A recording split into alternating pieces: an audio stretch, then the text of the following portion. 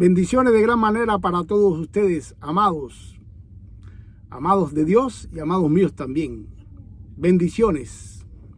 Pues llegué de la congregación de los santos. Hacía alrededor de 4 domingos que no había podido asistir, porque comencé a trabajar en un nuevo trabajo de security.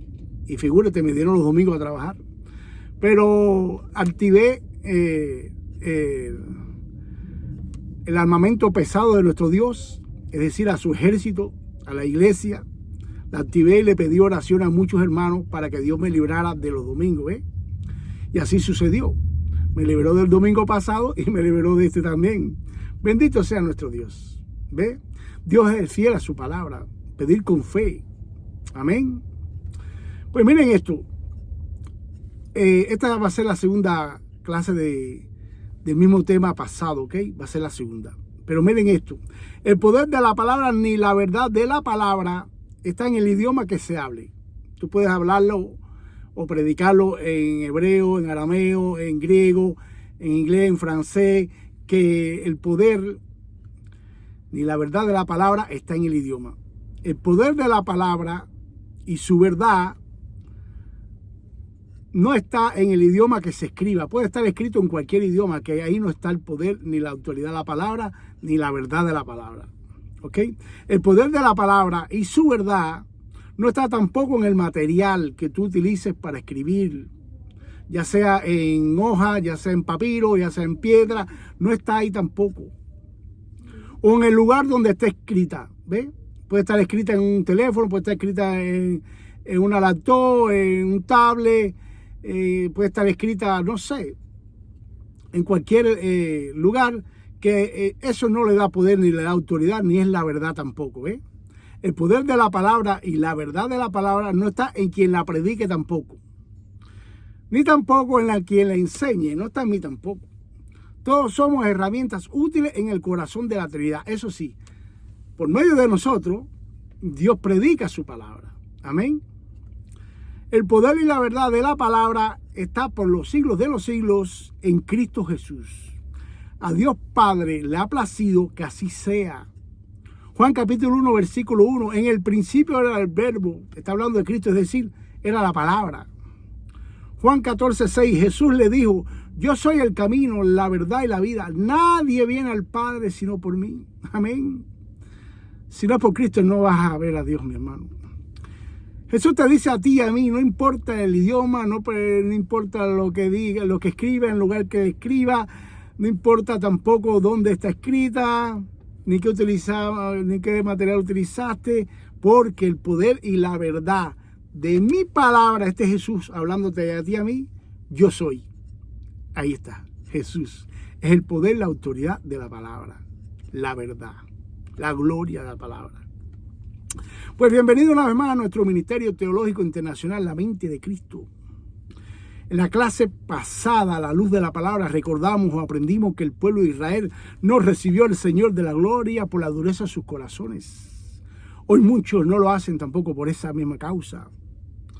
Y a Dios Padre, por culpa de ellos, le ha placido, por esta razón, le ha permitido a ellos un endurecimiento parcial hasta que haya entrado la plenitud de los gentiles. Quiere decir que hasta que no entremos todos los gentiles al reino de los cielos, este endurecimiento de corazón, por culpa de ellos, Dios no se lo va a quitar. Estoy citando palabra de Dios, Romanos capítulo 11, versículo 25. Que los judíos de aquel siglo y los de hoy no recibieron ni reciben al santo y justo Jesús, por estas justificaciones que ya mencioné, que no cumplió con las profecías, que no hizo los milagros que tenía que hacer, que no los libros del yugo romano. Todas esas son justificaciones que no van a ninguna parte. No van a ninguna parte, porque Dios no puede ser burlado, y es por la dureza del corazón de ellos, ¿ok? Les cuento también, mis amados, les cuento a ustedes que tengo algunos conocidos que son judíos de nacimiento y otros conocidos que no son judíos, pero han creído en la enseñanza esta de que el por qué nos recibieron a Cristo.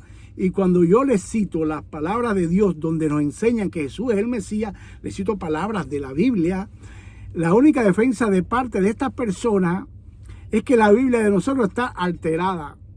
Según los escritos originales en hebreo del primer siglo, ¿Ok? Y que la Biblia de nosotros está muy mal y le han agregado y le han quitado versículos para probar que Jesús es el Mesías. Algunos de estos yo les he preguntado, ¿cómo saben que la Biblia que ustedes tienen hoy, es decir, la palabra que tienen hoy, o la mía, está mal o está bien? ¿Cómo lo saben? ¿Cómo ellos saben? Le he preguntado, ¿cómo ustedes saben que la Biblia que tienen ustedes ahora, la palabra de Dios que tienen ahora, es la misma que del primer siglo? A esta pregunta que yo le he hecho a ellos, no me la contestan. Ahora, yo sí puedo contestar, y tú también puedes contestar, que la Biblia de nosotros hoy es la verdadera palabra de Dios. Por lo que ha hecho en mi vida, mi hermano, yo lo puedo testificar, que es la palabra de Dios, que tiene poder, que tiene autoridad sobre todos nosotros, igual que la vida de ustedes. ¿Cuántos millones de personas, por medio de esta palabra de la Biblia que tenemos nosotros, no se han restaurado familias, no se han levantado, no se han edificado matrimonios, no han dejado el pecado? Tú y yo somos una obra perfecta de la palabra de Dios en nuestra carne. ¿Ok? Por eso yo sigo enseñando y defiendo la Biblia que tenemos hoy nosotros los cristianos. Como ya vimos en clase, vamos a clase, el único mandamiento de Dios que le dio al pueblo de Israel para recibir a su hijo fue arrepentirse. Esto es un mandamiento, una orden, no es una opción. Y ellos no lo tuvieron como un mandamiento. Arrepentirse de su pecado y volverse a Dios, porque estaban muy mal, todos estaban muy mal. Dios Padre no solo se lo ordenó al pueblo de Israel por medio de Juan el Bautista, como ya vimos en la clase pasada, sino que también el amado Jesús comenzó a predicar su palabra con el mismo mandamiento que su Padre por medio de Juan le ordenó al pueblo de Israel. Miren esto, el mismo Jesús comenzó así. Mateo capítulo 4, versículo 17. Desde entonces comenzó Jesús a predicar y a decir: arrepentíos, porque el reino de los cielos se ha acercado. El reino de los cielos se ha acercado en Él, en Jesús. Hoy se sigue predicando este mandamiento a todos los hombres por medio de la gloriosa iglesia del Señor. Y pocos, muy pocos lo reciben y lo practican. Hechos capítulo 17, versículo 30. Pero Dios, habiendo pasado por alto los tiempos de la ignorancia, ya la gente de hoy no son ignorantes de la palabra. Millones de teléfonos, hay miles de canales cristianos enseñando la palabra, ya no son ignorantes. Ahora lo que se resisten más que antes. Ahora manda a todos los hombres, es decir, Dios manda, ordena, da un mandamiento a todos los hombres en todo lugar que se arrepientan. Pues seguimos con el tema. Juan capítulo 1, versículo 11. A los suyos vino y los suyos no les recibieron. A los suyos. ¿A qué? A restaurar el reino de los cielos en la tierra. Y los suyos, su gente, no lo recibieron. Aquí hay dos palabras que se conjugan, ¿no? Suyo y lo suyo. A los suyos vino, a los suyos a restaurar el reino de los cielos en la tierra. Y los suyos no lo recibieron, su gente. Es decir, la promesa que Dios dio en Génesis 3:15 se había cumplido mandando a su hijo al Salvador del mundo, al pueblo de Israel. Que ya estaba profetizado también que este pueblo debía recibir a este Mesías. Por medio de profetas, sacerdotes y reyes, ya Dios lo había dado. Este Mesías, Salvador del mundo, por la dureza del corazón del pueblo, que lo debería recibir con gozo y alegría, primeramente se dio a la tarea de salvar a su propio pueblo, primeramente del yugo del pecado y de la muerte que reinaba en el corazón de este pueblo, y reina hoy también, hay muchos también. Lo hizo predicando el mandamiento de arrepentirse.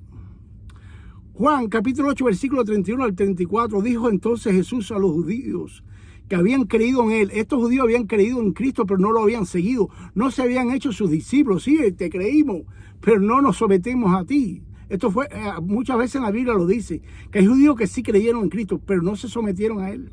Si vosotros permanecéis en mí, dícele Cristo a ellos, a estos que creyeron en Cristo, seréis verdaderamente mis discípulos y conoceréis la verdad, y la verdad os hará libre. Versículo 33. Les respondieron estos judíos que habían creído en Jesús: linaje de Abraham somos, y jamás hemos sido esclavos de nadie. Ellos nunca se sintieron esclavos de Roma, fue lo que hablé de la clase pasada. ¿Cómo dices tú seréis libres? Jesús les respondió: de cierto os digo, cuando Jesús repite estas mismas palabras, de cierto, le está diciendo algo fuerte, algo que está enfatizando, algo muy importante. De cierto os digo que todo aquel que hace pecado esclavo es del pecado. El pueblo aquel era altamente pecaminoso. Este pueblo arrogante y de dura cerviz, creyéndose bueno, no entendían las palabras de su maestro y mucho menos querían reconocer el estado de sus almas delante de Dios. Su corazón como estaba no lo querían reconocer. Juan capítulo 8, versículo 36. Así que, dice Jesús, sigue hablando con ellos, si el Hijo os libertare, seréis verdaderamente libres. Jesús le está diciendo, si yo los liberto, ustedes serán verdaderamente libres, porque esa libertad que ustedes dicen que tienen es mentira. Ustedes son esclavos del pecado. Así que terminando este último estudio sobre este tema, les pido a mis hermanos pastores, predicadores y maestros, como les pedí en la clase pasada, que esto es lo que hay que enseñar, no estar inventando. Esto es lo que Dios ha dado en su palabra, ha revelado en su palabra, el corazón de aquel pueblo, ¿ok? Esto es lo que debemos enseñar, porque el mismo motivo que hubo en el corazón de aquel pueblo, el mismo motivo, la misma razón que tuvo en aquel pueblo para no recibir al Salvador del mundo, hoy esa misma razón y ese mismo motivo es la que tienen muchos de nuestros hijos, hijas, esposos, esposas, madres, padres, pon toda la familia que tú quieras. Es el mismo motivo, la misma razón, la dureza del corazón para no recibir a Jesús. Si escondemos esta verdad, más nunca entonces esta gente podrá entender el evangelio. Esta dureza de corazón está también en compañeros de trabajo, vecinos, conocidos, en los gobiernos de turno. Muchos gobiernos de turno, debido a esto, a la dureza de su corazón, a no recibir a Cristo, no tienen una inteligencia, una sabiduría para gobernar en sus países y que hacen explotar a su pueblo, sacrificarlo por unas ideas absurdas, estúpidas. Es por eso. Pero a pesar de, miren esto, hay salvación. A pesar de todo esto no todo está perdido, no todo está perdido, porque Dios, que es rico en misericordia, la misericordia de Dios es más rica que nuestros pecados, que nuestra dureza de corazón. Y esta misericordia de Dios no solo nos ha revelado el estado del corazón del hombre, sino que también nos ha revelado de cómo ese corazón duro se puede cambiar por uno de carne, sensible a la voz de Dios, al amor de Dios. Miren esto, primera de Pedro, capítulo 1, versículo 23. Siendo renacido, no de simiente corruptible, sino de incorruptible por la palabra de Dios.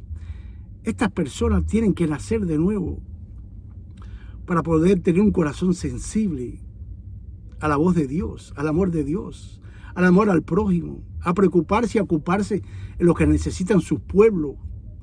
¿Ok?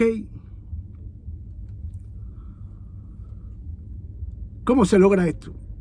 Podemos nosotros ser herramientas útiles a Dios para liberar a estos esclavos del pecado por medio de la predicación del victorioso evangelio. Predicar el evangelio, no el infierno.